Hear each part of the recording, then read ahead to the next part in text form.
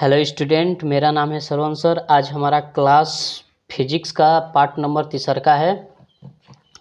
जो part number पहला और दूसरा में सारा क्वेश्चन करा दिए हैं। आज हम स्टार्ट करेंगे कि दर्पण किसे कहते हैं। ये हमारा वीडियो का 3 का पार्ट है, ठीक है। आप लोग दूसरा का पार्ट नहीं देखे होंगे तो इस वीडियो में डिस्क्रिप्शन में उसका पहला और दूसरा पार्ट का पहला और दूसरा पार्ट का जो है लिंक डिस्क्रिप्शन में दे दिए हैं, वहाँ से देख लीजिएगा आप लोग, ठीक है। देखिए 3 का पार्ट में आज हम स्टार्ट करेंगे। कहाँ से स्टार्ट करेंगे तो गोलीय दर्पण किसे कहते हैं, ठीक है। इससे पहले सब हर चीज़ पढ़ा दिए थे बता दिए थे। समतल दर्पण के बारे में पढ़ा दिए थे, समतल दर्पण क्या होता है, ठीक है। समतल दर्पण के बारे में बता दिए थे, ठीक। आज स्टार्ट करेंगे कहाँ से तो गोलीय दर्पण से। गोलीय दर्पण किसे कहते हैं, गोलीय दर्पण किसे कहते हैं, ठीक है। यहाँ से हम स्टार्ट करेंगे, ठीक है। तो चलिए समझते हैं कि गोलीय दर्पण क्या होता है। अगर आप लोग को ये वीडियो अच्छा लगता है तो इसको लाइक, सब्सक्राइब, कमेंट, शेयर जरूर कर देना है, ठीक है। चलिए देखते हैं कि गोलीय दर्पण किसे कहते हैं। गोलीय दर्पण को स्फेरिकल मिरर कहते हैं, इंग्लिश में स्फेरिकल मिरर कहते हैं। गोलीय दर्पण के बारे में समझेंगे तो यहाँ लिखेंगे उत्तर में क्या दिया है। ऐसा दर्पण जिसका परावर्तक सतह एक खोखले गोले का भाग होता है गोलीय दर्पण कहलाता है। जैसे कि जिसका परावर्तक सतह क्या होता है, एक खोखले गोले का भाग होता है, तो उस चीज़ को हम क्या बोलते हैं, गोलीय दर्पण बोलते हैं, ठीक है। गोलीय दर्पण बोलते हैं, मतलब गोलाकार रहेगा और उस पर क्या रहेगा, उसके सतह पर पेंट या कलई किया रहेगा, ठीक है। तो उस चीज़ को हम क्या बोलेंगे, गोलीय दर्पण बोलेंगे। तो ऐसा दर्पण जिसका परावर्तक सतह एक खोखले गोले का भाग होता है उसे हम क्या कहते हैं, गोलीय दर्पण कहते हैं, ठीक है। और देखिए गोलीय दर्पण का अगर बारे में हम बात करें तो गोलीय दर्पण यह मुख्यतः 2 प्रकार के होते हैं। एक होता है अवतल दर्पण होता है, एक होता है उत्तल दर्पण होता है, ठीक है। तो गोलीय इस तरह से आता है क्वेश्चन कि गोलीय दर्पण कितने प्रकार के होते हैं, तो 2 प्रकार के होते हैं। एक अवतल दर्पण होता है, एक उत्तल दर्पण होता है ना। तो इसको हम बोलते हैं क्या चीज़, अवतल दर्पण को क्या बोलेंगे और उत्तल दर्पण को क्या बोलेंगे, इसको हम समझेंगे, ठीक है। तो यहाँ पर अब पढ़ेंगे कि अवतल दर्पण क्या होता है। अवतल दर्पण क्या होता है तो यहाँ से इसके अगर हम बारे में बात करें, इसके बारे में अवतल दर्पण क्या होता है, ठीक है। तो यहाँ पर देखिए हाई जो फिगर बना है ये क्या है, अवतल दर्पण है। क्या है, अवतल दर्पण। ये वाला जो फिगर है इसको हम क्या बोलेंगे, उत्तल दर्पण बोलेंगे। अगर इन दोनों फिगर को एक साथ जोड़ देते हैं, इन दोनों फिगर को अगर एक साथ जोड़ देते हैं तो वो क्या बन जाएगा, गोलीय दर्पण बन जाएगा। अगर दोनों को यहाँ से इसको उठाकर यहाँ पर अगर इसको सटा दें तो उस चीज़ को हम क्या बोलेंगे, गोलीय दर्पण बोलेंगे। और गोलीय दर्पण को 2 भाग में काट दिया गया है, तो एक बन जाता है अवतल दर्पण बन जाता है, एक बन जाता है क्या चीज, उत्तल दर्पण बन जाता है, ठीक है। चलिए अवतल दर्पण के बारे में हम समझेंगे और एक लाइन में एकदम आसान भाषा में समझेंगे कि अवतल दर्पण किसे कहते हैं और उत्तल दर्पण किसे कहते हैं, ठीक है। तो यहाँ पर दिया क्या है, यहाँ पर दिया है अवतल दर्पण। तो यहाँ लिखेंगे कि यहाँ दिया है अवतल दर्पण, तो यहाँ लिखेंगे कि वैसा दर्पण जिसका आंतरिक या बाहरी क्या किया जाता है, पेंट या कलई किया जाता है, ठीक है। तो वो होता है हमारा क्या चीज़, पूर्ण रूप से दोनों का अगर बात करें तो गोलीय दर्पण होगा। लेकिन अवतल दर्पण का बात करें तो जिसका वैसा सतह जिसका बाहरी पृष्ठ पर पेंट या कलई किया रहता है उसको हम क्या बोलते हैं, अवतल दर्पण बोलते हैं। क्या बोलते हैं, अवतल दर्पण। जिसका बाहरी पृष्ठ पर पेंट या कलई किया रहता है उसको हम क्या बोलते हैं, उसको हम क्या बोलेंगे, अवतल दर्पण बोलेंगे। देखिए इसके बाहरी पृष्ठ पर क्या किया गया है, पेंट या कलई किया गया है, तो वो होता है अवतल दर्पण। आज जिसका वैसा परावर्तक सतह जिसका आंतरिक पृष्ठ पर पेंट या कलई किया रहता है तो उसको हम क्या बोलते हैं, उत्तल दर्पण बोलते हैं। आंतरिक मतलब अंदर, इसमें बाहर पृष्ठ या कलई किया रहता है, इसमें क्या होता है, अंदर पृष्ठ या कलई किया रहता है, तो उसको हम क्या बोलते हैं, अवतल। जिसका बाहरी पृष्ठ पर पेंट या कलई किया रहता है उसको हम बोलते हैं अवतल दर्पण, और जिसका आंतरिक पृष्ठ पर पेंट या कलई किया रहता है उसको हम क्या बोलते हैं, उत्तल दर्पण। तो यहाँ लिखेंगे डिफिनेशन, वैसा दर्पण जिसका बाहरी पृष्ठ पर बाहरी पृष्ठ पर पेंट या कलई किया रहता है तो उसको हम बोलते हैं अवतल दर्पण। वैसा दर्पण जिसका आंतरिक पृष्ठ पर पेंट या कलई किया रहता है तो उसको हम बोलते हैं क्या जी, उत्तल दर्पण बोलते हैं। ठीक है, चलिए यहाँ से स्टार्ट करेंगे। देखिए क्या दिया है, तो देखिए यहाँ पर गोलीय दर्पण हो गया। गोलीय दर्पण कितने प्रकार के होते हैं, दो प्रकार के होते हैं, एक अवतल दर्पण एक उत्तल दर्पण। तो हाई अवतल दर्पण हो गया, हाई क्या हो गया, उत्तल दर्पण। अवतल दर्पण के बारे में लिखेंगे, क्या लिखेंगे, वैसा दर्पण जिसका परावर्तक सतह धसा हो वह अवतल दर्पण कहलाता है। इसका ये दूसरा का डिफिनेशन है। ये भी हम डिफिनेशन लिखेंगे तब पर भी सही है, या ऐसे भी लिखेंगे कि वैसा दर्पण जिसका बाहरी पृष्ठ पर पेंट या कलई किया रहता है तो उसको हम क्या बोलते हैं, अवतल दर्पण बोलते हैं। क्या बोलते हैं, अवतल दर्पण। ठीक है, देखिए अवतल दर्पण को अभिसारी दर्पण कहते हैं। ठीक है, अवतल दर्पण का दूसरा का नाम क्या है, अभिसारी दर्पण है। क्या है, अभिसारी दर्पण है। ठीक है, और उसके बाद उत्तल दर्पण क्या होता है, तो वैसा दर्पण जिसका परावर्तक सतह उभरा होता है उसे उत्तल दर्पण कहते हैं। उत्तल दर्पण का दूसरा का नाम जो होता है अपसारी दर्पण होता है। क्या होता है, अपसारी दर्पण होता है, अपसारी दर्पण होता है। ठीक है, तो यहाँ से उत्तल दर्पण किसे कहेंगे, तो यहाँ लिखेंगे कि वैसा दर्पण जिसका परावर्तक सतह उभरा हो उसे क्या कहते हैं, उत्तल दर्पण कहते हैं। ठीक है, अब यहाँ से लिखेंगे उत्तल दर्पण को अभिसारी दर्पण भी कहते हैं। मतलब उत्तल दर्पण का दूसरा का नाम क्या है, अभिसारी दर्पण है। क्या है, अपसारी दर्पण है। क्या है, अपसारी दर्पण। ठीक है, अवतल दर्पण का दूसरा का नाम है अभिसारी दर्पण। अवतल दर्पण का दूसरा का नाम है अभिसारी दर्पण। उत्तल दर्पण का दूसरा का नाम क्या है, अपसारी दर्पण है। क्या है, अपसारी दर्पण है। ठीक है, चलिए आशा करते हैं कि ये आप लोग को समझ में आ गया होगा। फिर से एक बार देख लेंगे, अवतल दर्पण उत्तल दर्पण क्या होता है, दूसरा का डिफिनेशन। इसमें वो वाला डिफिनेशन नहीं लिखा गया है, इसको भी लिखेंगे तो सही होगा। लेकिन एक और डिफिनेशन होता है कि वैसा दर्पण जिसका बाहरी पृष्ठ पर पेंट या कलई किया रहता है तो उसको हम बोलते हैं क्या, अवतल दर्पण। जिसका बाहरी पृष्ठ पर पेंट या कलई किया रहता है तो उसको हम बोलते हैं अवतल दर्पण, और जिसका आंतरिक पृष्ठ पर पेंट या कलई किया रहता है तो उसको हम बोलते हैं क्या, उत्तल दर्पण। अवतल दर्पण का दूसरा का नाम है अभिसारी दर्पण, और उत्तल दर्पण का दूसरा का नाम क्या है, अपसारी दर्पण है। ये बहुत इंपॉर्टेंट है। ठीक है, इसको रिवाइज कर लीजिएगा, याद कर लीजिएगा। ठीक है, चलिए अब देखिए उत्तल दर्पण किसे कहते हैं तो हो गया। अब देखिए गोलीय दर्पण से संबंधित कुछ प्रमुख बिंदु क्या क्या हैं। ठीक है, तो गोलीय दर्पण में क्या क्या बिंदु होता है, तो ध्रुव पाया जाता है, वक्रता केंद्र पाया जाता है, वक्रता त्रिज्या होती है, फोकस होती है, फोकस दूरी, प्रधान अक्ष, द्वारक होता है।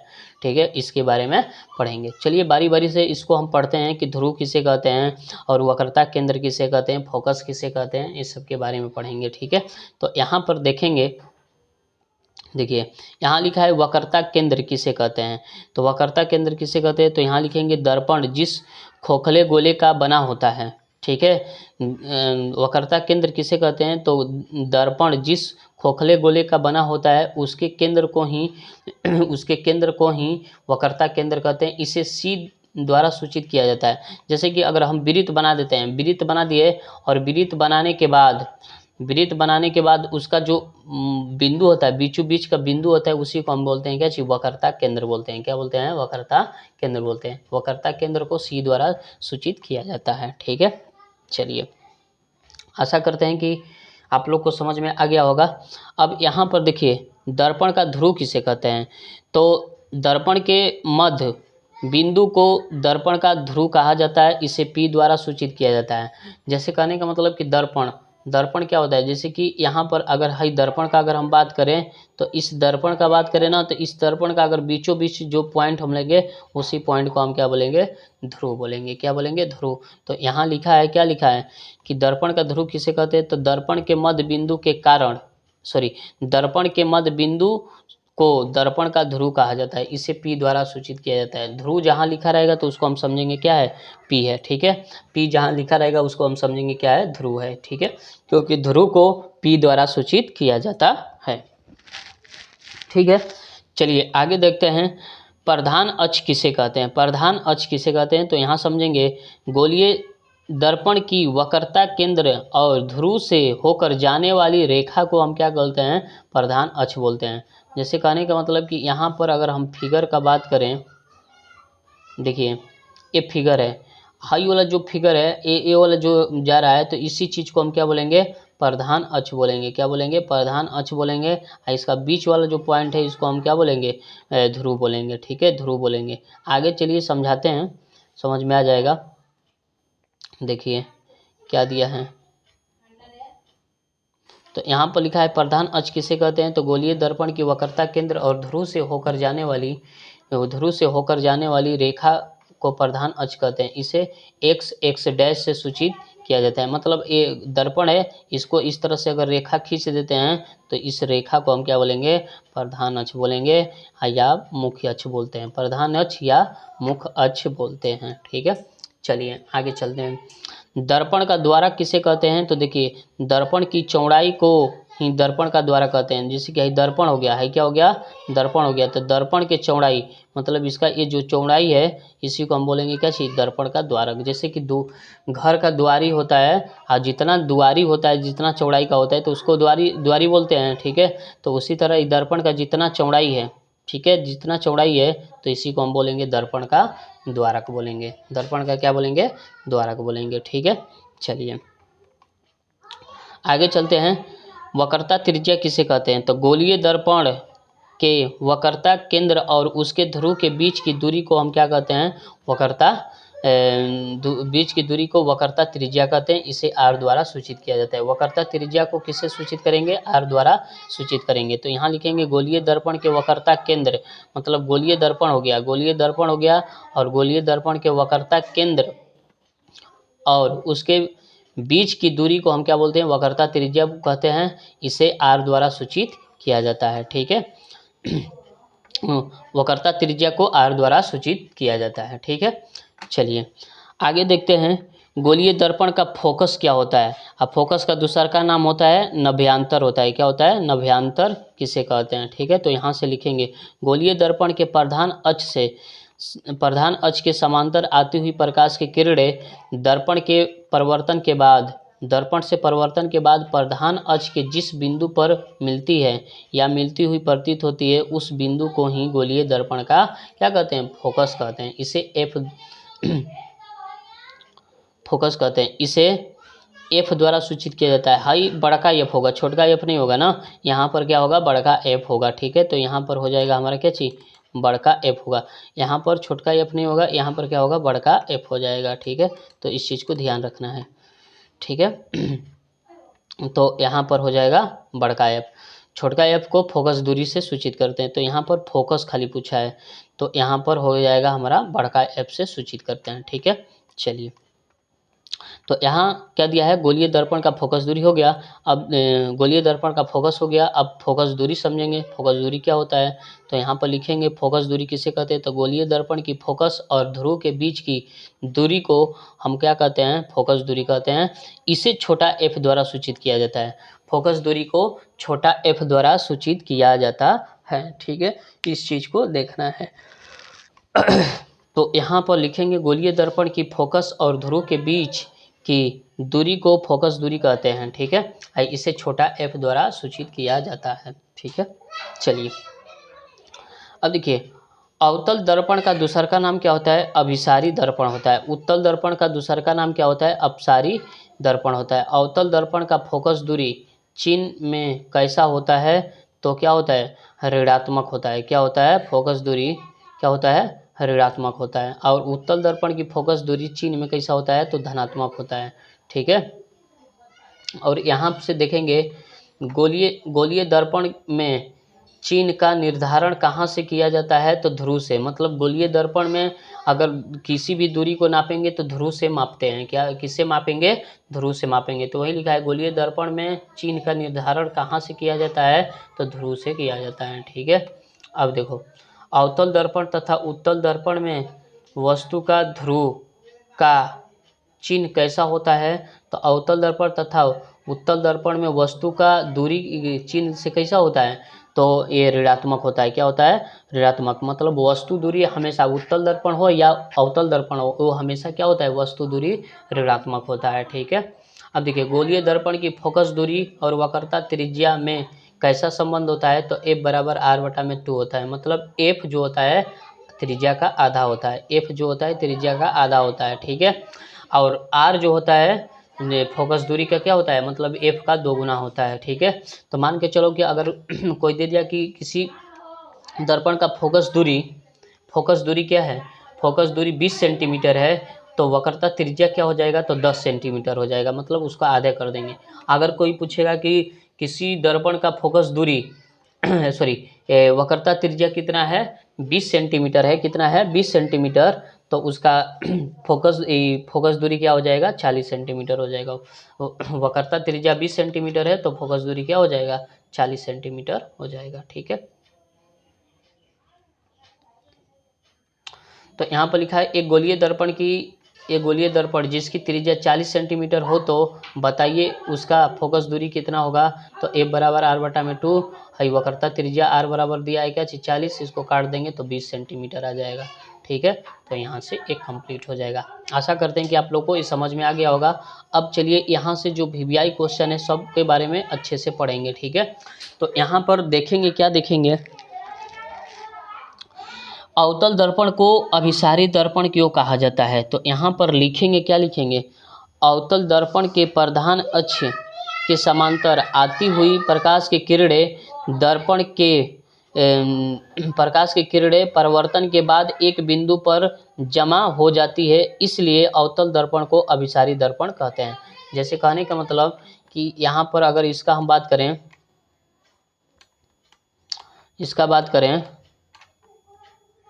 देखो अवतल दर्पण को अभिसारी दर्पण क्यों कहते हैं, तो जब प्रकाश की किरणें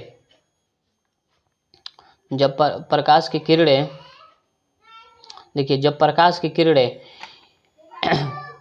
की किरणें आती है और दर्पण से परावर्तन के बाद एक बिंदु पर क्या होती है, जमा हो जाती है, तो इसको हम क्या बोलते हैं, एक बिंदु पर जमा हो जाती है, तो इसको हम बोलते हैं क्या बोलते हैं, अभिसारी बोलते हैं। और इसको क्या बोलते हैं, अपसारी बोलते हैं। जैसे कि यहाँ से देखिए, यहाँ से जब प्रकाश की किरणें आ रही है तो ये हो गया हमारा, देखो यहाँ से आ रही है प्रकाश की किरणें, यहाँ से सब प्रकाश की किरणें आ रही है, तो एक बिंदु पर क्या होती है, जमा हो जाती है, तो उसी को हम क्या बोलते हैं। यहाँ पर लिखा है अवतल दर्पण को अभिसारी दर्पण क्यों कहा जाता है, तो अवतल दर्पण के प्रधान अक्ष के समांतर आती प्रकाश की किरणें परावर्तन के बाद एक बिंदु पर जमा हो जाती है, इसीलिए अवतल दर्पण को अभिसारी दर्पण कहते हैं। मतलब एक बिंदु पर आकर सब सारी किरणें जमा हो जाएगी, तो इसको हम क्या बोलेंगे, अभिसारी दर्पण बोलेंगे, क्या बोलेंगे, अभिसारी दर्पण।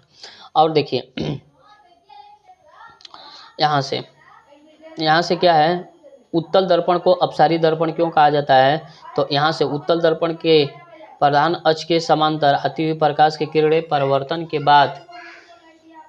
बाद एक बिंदु से फैलती हुई प्रतीत होती है, इसलिए उत्तल दर्पण को अपसारी दर्पण कहते हैं। जिसे कहने का मतलब कि देखिए एक बिंदु से फोकस है ना, एक बिंदु से आ रही है प्रकाश की किरणें, ये क्या हो रही है, फैल जा रही है, देखिए एक फैल जा रही है, तो इसको हम क्या बोलेंगे, अपसारी दर्पण बोलेंगे, क्या बोलेंगे, अपसारी दर्पण बोलेंगे। तो उत्तल दर्पण को अभिसारी दर्पण क्यों कहा जाता है, तो उत्तल दर्पण के प्रधान अक्ष के समांतर आती हुई प्रकाश की किरणें परावर्तन के बाद एक बिंदु से फैलती हुई प्रतीत होती है, इसलिए उत्तल दर्पण को अपसारी दर्पण कहा जाता है, ठीक है। चलिए आशा करते हैं कि समझ में आ गया होगा। आज देखिए आगे चलते हैं, गोलीय दर्पण से बनने वाले किरण आलेख के नियम को लिखें। तो यहाँ से गोलीय दर्पण से जो किरण आलेख बनेगा इसका नियम लिखना है। तो यहाँ से लिखेंगे गोलीय दर्पण में बनने वाले किरण आने के लिए 4 नियम हैं, ठीक है। मतलब गोलीय दर्पण में बनने वाले किरण आने के लिए कितना नियम है, 4 नियम है। कौन कौन है, तो इस 4 नियम को पढ़ेंगे, पहला, दूसरा, तीसरा, चौथा। तो देखिए पहला क्या दिया, जब आती हुई प्रकाश की किरणें प्रधान अक्ष के समांतर भेजी जाती हैं, जब आपतित प्रकाश किरणें प्रधान अक्ष के समांतर भेजी जाती है तो परावर्तन के बाद फोकस से गुजर जाती है। जिसे कहने का मतलब कि यहाँ से सिंपल भाषा में लिखेंगे कि जब प्रकाश किरणें को प्रधान अक्ष के समांतर, देखिए हाई, इसको हम बोलेंगे प्रधान अक्ष बोलेंगे, इसके समांतर प्रकाश की किरणें प्रकाश के किरणें, ठीक है, आ रही है और उसके बाद आते हुई अब दर्पण से परिवर्तन के बाद देखिए फोकस से गुजर जा रही है, क्या हो रही है, फोकस से गुजर जा रही है। तो इसका ये पहला नियम हो गया। जब प्रकाश की किरण को प्रधान अक्ष के समांतर भेजेंगे तो दर्पण से परिवर्तन के बाद किससे गुजरेगी, फोकस से गुजर जाएगी, फोकस से गुजर जाएगी। तो पहला नियम ये हो गया। क्या नियम है पहला नियम, कि जब प्रकाश की किरण को प्रधान अक्ष के समांतर, देखिए इसके समांतर हम भेजेंगे, तो प्रकाश अक्ष के समांतर, प्रधान अक्ष के समांतर आ रही है प्रकाश की किरणें और दर्पण से परिवर्तन के बाद मुख्य फोकस एफ से गुजर जाती है। पहला ये नियम हुआ। आशा करते हैं कि ये समझ में आ गया होगा पहला नियम। देखिए दूसरा का नियम क्या है, दूसरा का नियम है कि जब आपतित प्रकाश किरणें को वक्रता केंद्र से भेजा जाता है तो परिवर्तन के बाद ही रास्ते पर लौट जाती है। जैसे कहने का मतलब कि यहाँ पर दिया है, क्या दिया है, कि जब प्रकाश की किरण को वक्रता केंद्र से भेजा जाता है तो दर्पण से परिवर्तन के बाद वापस लौट जाती है। जिस रास्ते से आती है उसी रास्ते में क्या होती है, लौट जाती है। तो यहाँ पर हम लिखेंगे, क्या लिखेंगे, कि जब प्रकाश की किरण को वक्रता केंद्र से भेजा जाता है तो दर्पण से परिवर्तन के बाद जिस रास्ते से आती है उसी रास्ते से लौट जाती है। ये दूसरा का भी समझ में आ गया होगा। अब तीसरा का देखिए, तीसरा क्या दिया है, तो तीसरा दिया है कि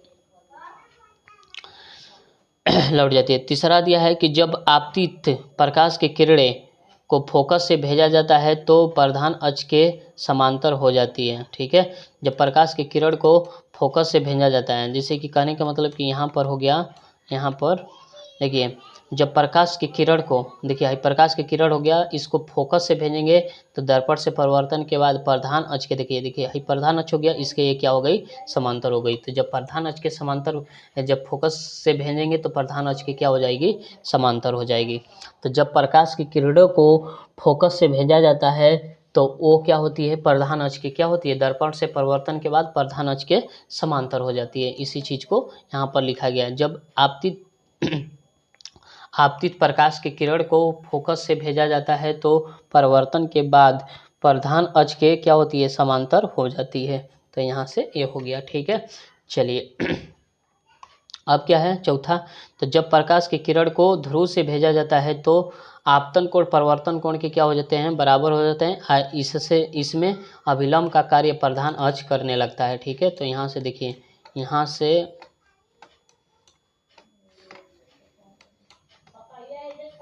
से देखिए जब प्रकाश की किरण को हम भेजेंगे, ध्रुव से भेजेंगे तो ये दर्पण से परिवर्तन के बाद यहाँ से गुजरेगी और इसका आपतन कोण, इसको हम बोलेंगे, इसके बीच का कोण को बोलेंगे आपतन कोण और इसके बीच के कोण को बोलेंगे परिवर्तन कोण। तो ये दोनों आपस में क्या हो जाएंगे, बराबर। और है जो प्रधान अक्ष है ये अभिलंब का कार्य करने लगता है, ठीक है। तो इसी चीज को, यही हमारा क्या है, 4 गो नियम है। तो 4 गो नियम आप लोग को आशा करते हैं कि समझ में आ गया होगा। अब हेडिंग क्या है, हमारा टॉपिक क्या है कि अवतल दर्पण और उत्तल दर्पण में अंतर लिखें। ये बहुत वीवीआई है, परीक्षा की दृष्टि से MVVI मोस्ट वेरी इम्पोर्टेंट है, ठीक है। तो यहाँ से इसको अच्छे तरीक़ा से एकदम समझेंगे। क्या दिया है, एक और हेडिंग डालेंगे अवतल दर्पण, एक और डालेंगे उत्तल दर्पण। अब देखिए पहला क्या दिया है, अवतल दर्पण। तो वैसा दर्पण जिसका परावर्तक सतह धसा हो उसे हम क्या कहते हैं, अवतल दर्पण कहलाता है ना, उसे हम क्या कहते हैं, अवतल दर्पण। पहला इसका डिफिनेशन है, दोनों का लिखा जाएगा, ठीक है। तो अवतल दर्पण किसे कहते हैं, तो जिसका परावर्तक सतह धसा होता है उसे अवतल दर्पण, और जिसका परावर्तक सतह उभरा होता है उसे हम क्या कहते हैं, उत्तल दर्पण। तो वैसा दर्पण जिसका परावर्तक सतह उभरा हो उसे हम क्या कहते हैं, उत्तल दर्पण कहते हैं, ठीक है। अवतल दर्पण का फोकस दूरी ऋणात्मक होता है, लेकिन उत्तल दर्पण की फोकस दूरी क्या होता है, धनात्मक होता है। मतलब हाई माइनस में होगा तो हाई क्या होगा, प्लस में हो जाएगा, ठीक है। अब देखिए अवतल दर्पण में बड़ा एवं छोटा दोनों प्रतिबिंब बनता है, लेकिन उत्तल दर्पण में हमेशा छोटा प्रतिबिंब बनता है। हमेशा इसमें उत्तल दर्पण में हमेशा क्या बनेगा, छोटा प्रतिबिंब बनेगा, ठीक है। चलिए आगे चलते हैं। अवतल दर्पण में सीधा एवं उल्टा प्रतिबिंब बनता है जिसे वास्तविक कहते हैं, जिसे क्या कहते हैं, वास्तविक कहते हैं। और इसमें क्या है कि उत्तल दर्पण में सीधा प्रतिबिंब बनता है जिसे हम क्या कहते हैं, काल्पनिक कहते हैं। तो इसमें देखिए, इसमें सीधा और उल्टा दोनों बनेगा, इसमें हमेशा क्या बनता है, सीधा बनता है। और इसमें जो होता है, इसमें वास्तविक प्रतिबिंब बनता है और इसमें क्या बनता है, काल्पनिक प्रतिबिंब बनता है। चलिए, आशा करते हैं कि आप लोग को ये समझ में आ गया होगा। आगे चलेंगे, क्या दिया है कि अवतल दर्पण में बनने वाले किरण आलेख को खींचें। ठीक है, तो अब यहाँ पर देखिए क्या क्या है, इस सिचुएशन को एकदम अच्छे तरीक़े से समझेंगे। ठीक है, क्या क्या दिया है, तो यहाँ पर पहला पॉइंट दिया है, जब वस्तु को अनंत पर रखा जाता है तो इसका प्रतिबिंब कहाँ बनता है। तो देखिए, जब वस्तु को अनंत पर रखेंगे ना तो इसका प्रतिबिंब कहाँ बनेगा, फोकस पर बनेगा। कहाँ बनेगा, फोकस पर बनेगा। देखिए, वस्तु को अनंत पर रखेंगे तो ये क्या बनेगा, फोकस पर बनेगा। जैसे कहने का मतलब कि वस्तु अनंत कहने का मतलब कि सूर्य हो गया, चंद्रमा हो गया, तारा हो गया, ये सब हमारा क्या है, अनंत है। क्या है, अनंत है। अनंत पर जब वस्तु को, तो हमारे आंख में जो प्रतिबिंब बनता है वो किस पर बनता है, फोकस पर बनेगा, और वो बहुत छोटा बनेगा। क्या बनेगा, बहुत छोटा। तो यहाँ पर लिखा क्या है कि जब वस्तु को अनंत पर रखा जाता है तो उसका प्रतिबिंब कहाँ पर बनता है, फोकस पर बनता है। तो यहाँ से ये हो जाएगा। ठीक है,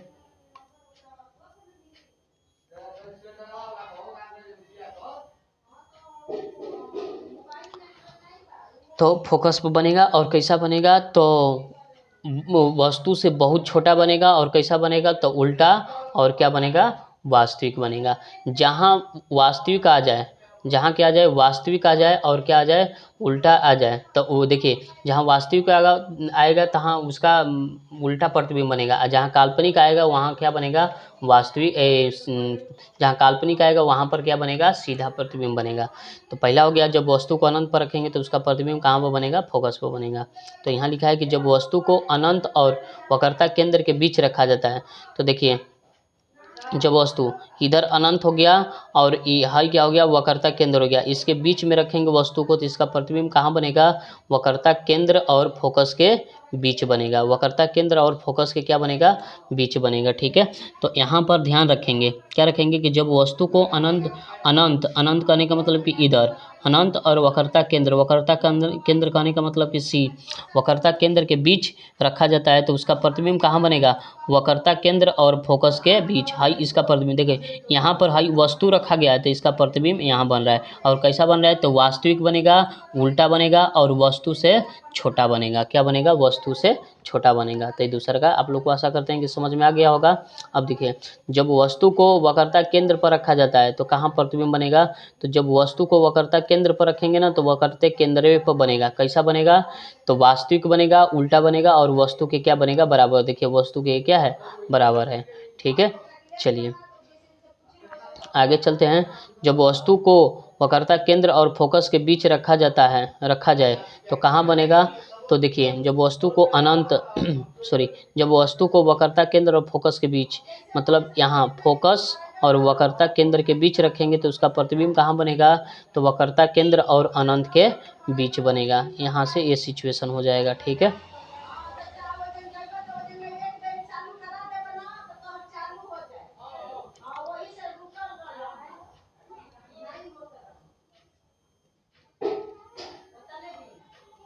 चलिए आगे देखते हैं। जब वस्तु को फोकस पर रखा जाता है तो उसका प्रतिबिंब कहाँ बनेगा, तो जब वस्तु को फोकस पर रखेंगे तो उसका प्रतिबिंब कहाँ बनेगा, उसका प्रतिबिंब बनेगा कहाँ, जब वस्तु को फोकस पर रखेंगे तो उसका प्रतिबिंब अनंत पर बनेगा। कहाँ बनेगा, अनंत पर बनेगा। तो कैसा बनेगा, तो वस्तु से बहुत बड़ा बनेगा, और कैसा बनेगा, तो वास्तविक और उल्टा बनेगा, वास्तविक और उल्टा बनेगा। ठीक है, चलिए देखिए, यहाँ पर सबका दिया है, जब वस्तु को अनंत पर रखा जाता है तो उसका प्रतिबिंब कहाँ बनेगा, फोकस पर बनेगा। कहाँ बनेगा, जब वस्तु को अनंत पर रखा जाता है, तो जब वस्तु को अनंत पर रखा जाए तो उसका प्रतिबिंब कहाँ बनेगा, फोकस पर बनेगा। ठीक है, जब वस्तु को अनंत और ध्रुव के बीच रखा जाता है तब कहाँ बनेगा, देखिए किस में है ये हमारा क्या है, ठीक है, उत्तल दर्पण में है। उत्तल दर्पण में और अवतल दर्पण में दोनों का सेम होता है। चलिए देखते हैं आगे। अब देखिए, अवतल दर्पण के उपयोग को लिखें। तो अवतल दर्पण का उपयोग क्या क्या है, तो अवतल दर्पण के निम्नलिखित उपयोग हैं। ठीक है, हजामती दर्पण के रूप में, मतलब कहने का मतलब कि अवतल दर्पण का उपयोग कहाँ कहाँ किया जाता है, तो हजामत बनाने में, मतलब दाढ़ी बनाने में किया जाता है। और उसके बाद रोगियों के नाक कान गला देखने में किया जाता है, और सोलर कुकर में किया जाता है, सोलर कुकर में भी किया जाता है। ठीक है। उसके बाद देखिए, और उसके बाद क्या है, और यहाँ पर अवतल दर्पण है, यहाँ पर क्या हो जाएगा, उत्तल दर्पण का उपयोग तो सर्च लाइट में किया जाता है, टॉर्च में किया जाता है, टेबल लैंप में किया जाता है। अवतल दर्पण का उपयोग कहाँ कहाँ किया जाता है, तो हजामती दर्पण के रूप में, और रोगियों के नाक कान गला में, और उसके बाद सोलर कुकर में, और उसके बाद सर्च लाइट में, टॉर्च में, और उसके बाद टेबल लैंप इत्यादि में किया जाता है। ठीक है, चलिए आगे चलते हैं। हजामती दर्पण में अवतल दर्पण का ही उपयोग क्यों किया जाता है, तो यहाँ लिखेंगे उत्तर में, जब अवतल दर्पण में वस्तु को फोकस और ध्रुव के बीच रखा जाता है तो उसका प्रतिबिंब दर्पण के पीछे बनता है, और कैसा बनेगा, तो सीधा और काल्पनिक बनता है, और मुख्य रूप से बड़ा प्रतिबिंब बनने के कारण ही हजामती दर्पण के रूप में अवतल दर्पण का उपयोग किया जाता है। ठीक है, तो जैसे कहने का मतलब कि अवतल दर्पण का उपयोग हजामत मतलब दाढ़ी बनाने में क्यों किया जाता है, तो जब वस्तु को कहाँ रखेंगे, ध्रुव और फोकस के बीच रखेंगे तो उसका प्रतिबिंब बनेगा दर्पण के पीछे, और कैसा बनेगा, तो वस्तु से बड़ा बनेगा, तो साफ साफ हमारा क्या होता है, दाढ़ी दिखाई देता है, तो इसलिए उसका उपयोग किया जाता है। तो वही लिखा है कि जब अवतल दर्पण में ध्रुव और फोकस के बीच जब अवतल दर्पण में वस्तु को फोकस और ध्रुव के बीच रखा जाता है तो उसका प्रतिबिंब दर्पण के पीछे सीधा और काल्पनिक बनता है, और मुख्य रूप से बड़ा प्रतिबिंब बनने के कारण ही हजामती दर्पण के रूप में अवतल दर्पण का उपयोग किया जाता है। ठीक है, चलिए आशा करते हैं कि आप लोग को समझ में आ गया होगा। अब देखिए, अवतल दर्पण का उपयोग सोलर कुकर में क्यों किया जाता है, तो देखिए, जब प्रकाश की किरणें को प्रधान अक्ष के समांतर भेजा जाता है तो परावर्तन के बाद फोकस पर जमा हो जाती है। इस गुण के कारण ही अवतल दर्पण का उपयोग किया जाता है। और क्यों जमा हो जाता है, तो वहाँ पर जब प्रकाश की किरणें इकट्ठा होंगी, जमा हो जाएंगी, तो सोलर कुकर क्या होता है, सोलर कुकर गर्म हो जाता है, और गर्म हो जाता है तो उससे क्या बनता है, खाना बनता है। ठीक है, तो इसलिए उसका उपयोग किया जाता है। अब देखिए, ये सब बहुत इंपॉर्टेंट है, ये सब आता है क्वेश्चन में, इसको एकदम ध्यान से पढ़ना है और अच्छे से नोट्स बनाना है।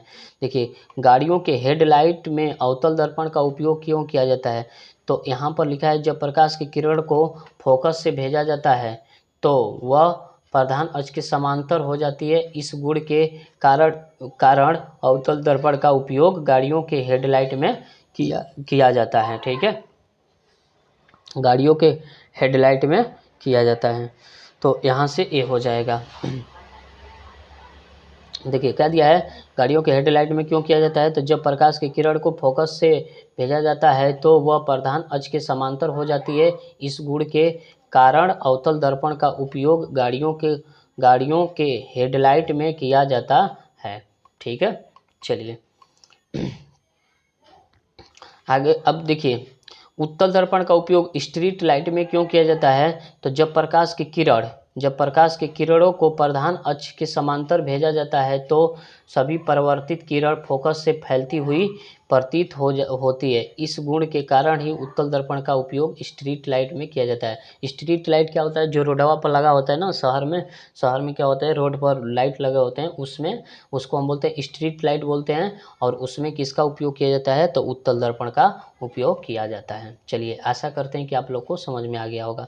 अब देखिए, उत्तल दर्पण का उपयोग साइड मिरर के रूप में क्यों किया जाता है। साइड मिरर क्या होता है, तो गाड़ी का जो आईना होता है ना साइड में, उसको हम बोलते हैं क्या चीज़, उत्तल दर्पण वो होता है, क्या होता है, उत्तल दर्पण। तो उसी को लिखा है कि उत्तल दर्पण का उपयोग साइड मिरर के रूप में क्यों किया जाता है, तो इसका आंसर होगा, उत्तल दर्पण में बना प्रतिबिंब सीधा और छोटा होता है, और उत्तल दर्पण का दृष्टि क्षेत्र भी बहुत व्यापक होता है, मतलब बहुत ज़्यादा होता है, इसलिए उत्तल दर्पण का उपयोग साइड मिरर के रूप में किया जाता है। मतलब कहने का मतलब कि उत्तल दर्पण का उपयोग, उत्तल दर्पण में हमेशा प्रतिबिंब छोटा बनता है और क्या बनता है, सीधा बनता है, ठीक है। और दृष्टि मतलब दृष्टि क्षेत्र ज़्यादा होता है, मतलब दिखने वाला जो क्षेत्र होता है छोटा में करके क्या कर देता है, उसको दिखा देता है। जैसे कि हम आगे चलते हैं, अब पीछे आईना में देखते हैं तो बड़ा बड़ा गाड़ी आती है, जैसे कि ट्रक आ गई तो बहुत बड़ा है, लेकिन उसका छोटा प्रतिबिंब उसमें दिखा देता है, तो हमको पता चल जाता है कि पीछे गाड़ी आ रही है, तो इसीलिए उसका उपयोग किया जाता है, ठीक है। चलिए यहीं से वीडियो समाप्त करते हैं, आगे हम पढ़ाएंगे कि चिन्ह परिपाटी क्या है, ठीक है। अगले वीडियो में चौथा लेक्चर में पढ़ाएंगे कि चिन्ह परिपाटी क्या है, इसके बारे में समझेंगे, ठीक है। चलिए, अगर आप लोग को सब सब्जेक्ट का नोट्स चाहिए क्लास 10 का, तो हमारे चैनल को सब्सक्राइब करें, लाइक करें, शेयर करें और कमेंट में अपना नंबर भेज दें, ठीक है, कि ताकि मतलब आप लोग को नोट्स हम प्रोवाइड कर सकें, मतलब भेज सकें, ठीक है। तो आप लोग को ये वीडियो अच्छा लगा तो इसको लाइक, सब्सक्राइब, कमेंट, शेयर ज़रूर कर देना है, ठीक है। चलिए यहीं से वीडियो ख़त्म करते हैं, और उसके बाद अगला जब स्टार्ट करेंगे, चौथा पार्ट में स्टार्ट करेंगे, तो यहाँ से हमारा क्या हो जाएगा, यहाँ से चिन्ह परिपाटी से स्टार्ट करेंगे। चिन्ह परिपाटी क्या है और सारे क्वेश्चन सब बताएंगे कि उत्तल दर्पण, समतल दर्पण को क्या क्या बोला जाता है, ठीक है, इसके बारे में पढ़ेंगे, ठीक। चलिए, जय हिंद, जय भारत।